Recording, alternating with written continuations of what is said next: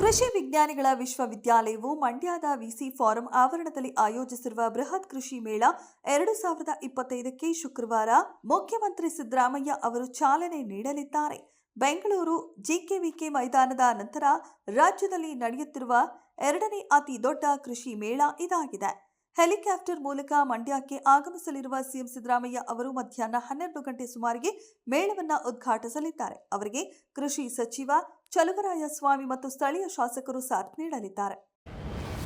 ಮೈಸೂರು ನಗರಾಭಿವೃದ್ಧಿ ಪ್ರಾಧಿಕಾರದಿಂದ ಕೋಟ್ಯಾಂತರ ರೂಪಾಯಿ ಮೌಲ್ಯದ ನಿವೇಶನಗಳನ್ನು ಅಕ್ರಮವಾಗಿ ಪಡೆದ ಆರೋಪ ಸಂಬಂಧ ಮುಖ್ಯಮಂತ್ರಿ ಸಿದ್ದರಾಮಯ್ಯ ಹಾಗೂ ಇತರರ ವಿರುದ್ಧ ದಾಖಲಾಗಿರುವ ದೂರಿನ ತನಿಖೆಯನ್ನು ಪೂರ್ಣಗೊಳಿಸಲು ವಿಳಂಬ ಮಾಡುತ್ತಿರುವ ಲೋಕಾಯುಕ್ತ ಪೊಲೀಸರ ವಿರುದ್ಧ ಜನಪ್ರತಿನಿಧಿಗಳ ವಿಶೇಷ ನ್ಯಾಯಾಲಯ ತೀವ್ರ ಆಕ್ರೋಶ ವ್ಯಕ್ತಪಡಿಸಿದ್ದು, ಡಿಸೆಂಬರ್ 18ರೊಳಗೆ ತನಿಖೆ ಪೂರ್ಣಗೊಳಿಸಿ ಅಂತಿಮ ವರದಿ ಸಲ್ಲಿಸುವಂತೆ ತಾಕೀತು ಮಾಡಿದೆ.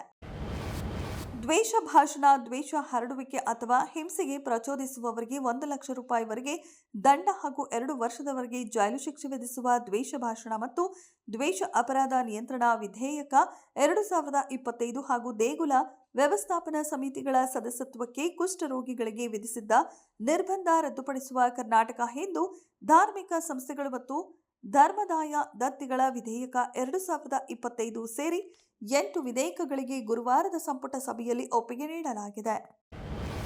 ಕರ್ನಾಟಕದ ವಿದ್ಯಾರ್ಥಿಗಳಲ್ಲಿ ವೈಜ್ಞಾನಿಕ ಮನೋಭಾವ ಮತ್ತು ಖಗೋಳ ವಿಜ್ಞಾನದ ಆಸಕ್ತಿಯನ್ನು ಹೆಚ್ಚಿಸುವ ನಿಟ್ಟಿನಲ್ಲಿ ರಾಜ್ಯ ಸರ್ಕಾರವು ಮಹತ್ವದ ಹೆಜ್ಜೆ ಇರಿಸಿದೆ.